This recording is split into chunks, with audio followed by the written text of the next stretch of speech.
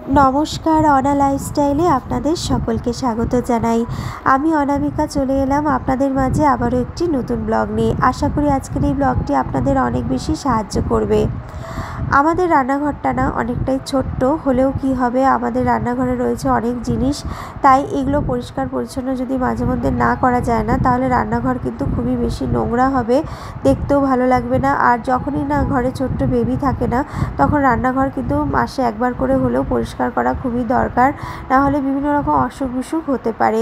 আর নিজেদের স্বাস্থ্যের জন্য কিন্তু রান্নাঘর পরিষ্কার করা কিন্তু খুবই দরকার। তাই আমি মাঝে মধ্যে রান্নাঘর পরিষ্কার করি। আর রান্নাঘর পরিষ্কার করার সময় আমি সবসময় ভোরবেলার সময়টা বেছে নিই। এখন বাজে ঘড়িতে সকাল 6টা, আর এই 6টা থেকে আমি আমার ব্লগটাও শুরু করছি আর কিচেন ক্লিনিংও শুরু করে দিলাম।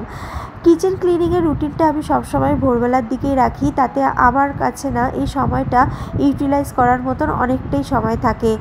আর যেহেতু আমার ঘরে ছোট্ট সোনা রয়েছে, সেই সোনা যখন উঠে যায় তখন আমি কিন্তু একদম সময় পাই না, একদম নিজের জন্যও পাই না, তাই আমি কোনো রকম কাজ সে সময় করতে পারি না। তাই সকালবেলা এই উঠে গেলে আমার যে কাজগুলো থাকে, বাকি কাজ, এক্সট্রা কাজ, সেই কাজগুলো আমি সারতে পারি। তাই সকালবেলা উঠলে হাতেও অনেকটা সময় পাওয়া যায়, আর বেলা করে উঠলে আমার মনে হয় সময়গুলো খুব তাড়াতাড়ি পালিয়ে যায়। তাই সকাল সকাল উঠছি আর দেখছি যে ঘড়ি কিন্তু খুব স্লোলি চলছে, আর এই সময় আমি ভালো করে পরিষ্কার পরিচ্ছন্ন করে রান্নাঘরটা করতে পারছি। আর ঘড়িতে যখন দেখলাম 8টা বাজে, ততক্ষণ কিন্তু আমার প্রায় কাজ শেষই হয়ে গিয়েছিল।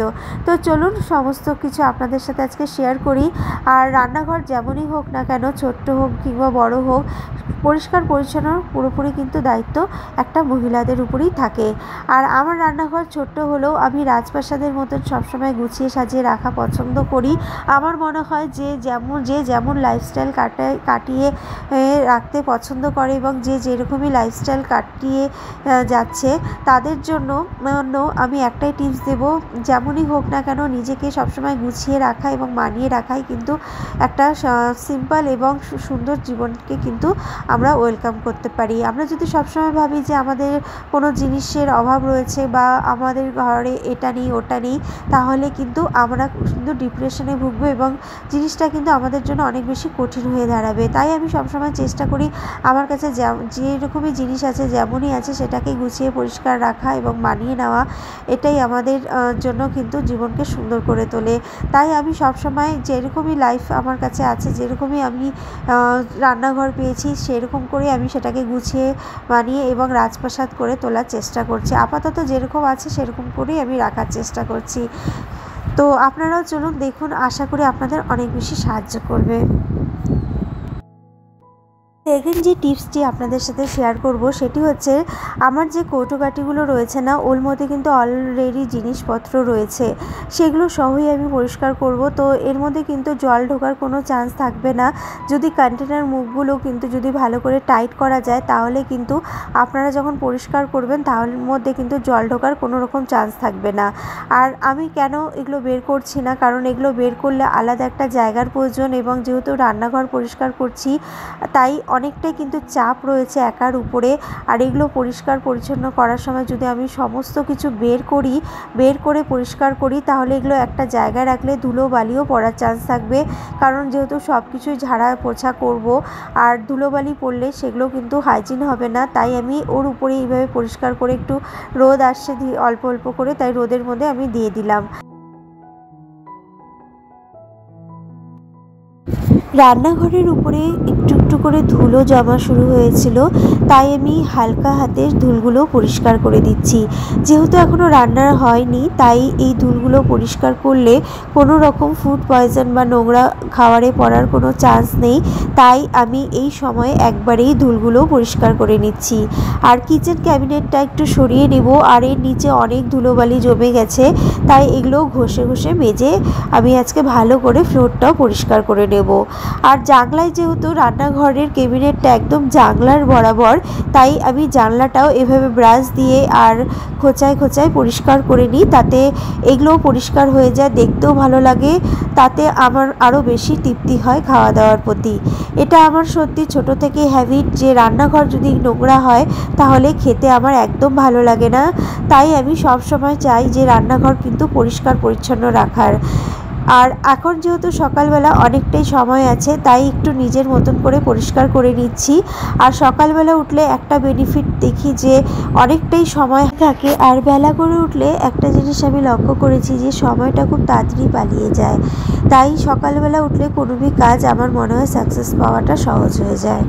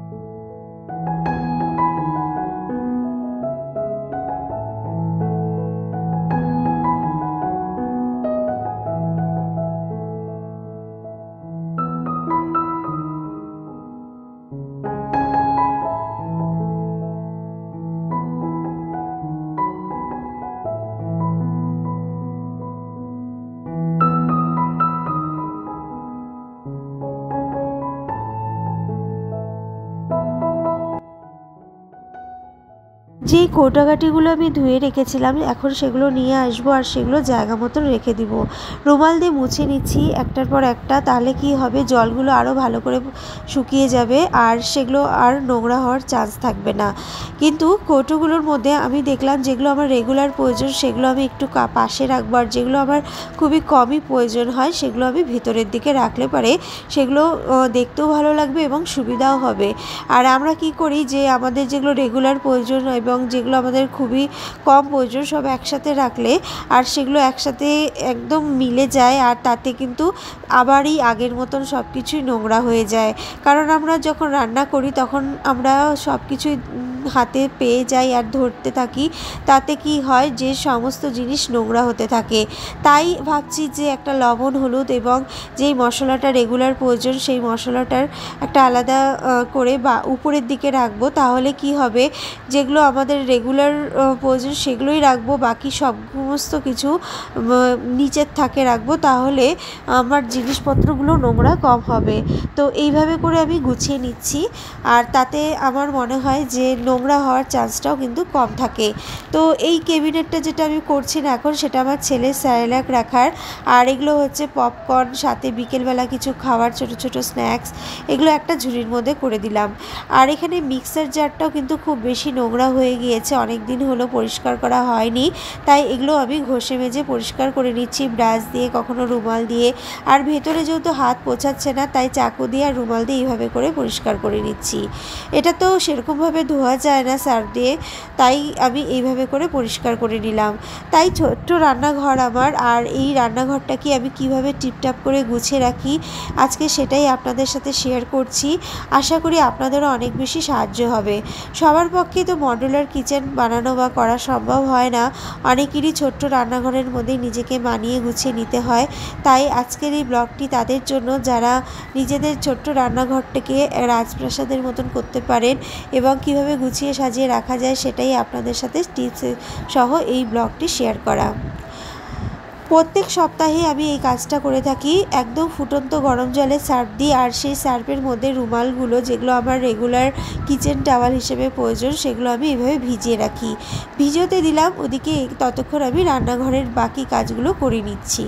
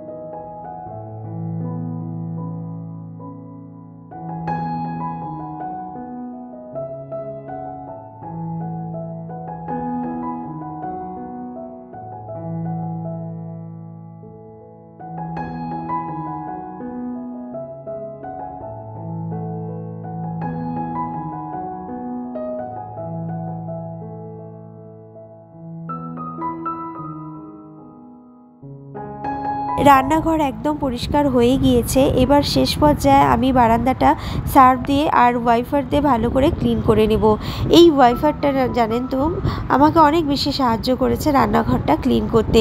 এটা দিয়ে আমি জানলাও কিন্তু খুব সুন্দর করে পরিষ্কার করতে পারি। যাদের বক্স জানলা রয়েছে আর রান্নাঘরে এরকম বড় বড় জানলা, তাদের জন্য কিন্তু খুব সহজ এই ওয়াইপারটা দিয়ে পরিষ্কার করা। এটা দিয়ে ফ্লোর যেমন পরিষ্কার হয়, তেমনি জানলা এবং দরজাও কিন্তু পরিষ্কার হয়ে যায়। আর আমি যেই কিচেন টাওয়ালগুলো ভিজে রেখেছিলাম, এগুলো অনেকক্ষণ হয়ে গেছে। এখন আমি এগুলো ধুয়ে দেব, ধুয়ে ভালো করে মেলে দেবো। এগুলো সপ্তাহে একবার করে করলেই কিন্তু রান্নাঘর একদম পরিষ্কার পরিচ্ছন্ন লাগে। আর আমি এটা মাসে একবার করে কৌটো কাঠি সহ রান্নাঘরটা পরিষ্কার করে থাকি। এতে দেখতেও ভালো লাগে এবং তৃপ্তিও আসে খাবারের প্রতি। এবং শেষ পর্যায়ে একদম লাস্টে আমি ফিনাইল দিয়ে ঘরটা মুছে নিব। তাহলে বন্ধুরা, আজকে এখানেই শেষ করছি। ভালো লাগলে অনুরোধ করব যে আপনারা অবশ্যই আমার পাশে অবশ্যই থাকবেন। আশা করব যে আপনাদের যদি ভালো লেগে থাকে তাহলে আমাকে অবশ্যই লাইক আর কমেন্ট দিয়ে জানাতে ভুলবেন না। ধন্যবাদ।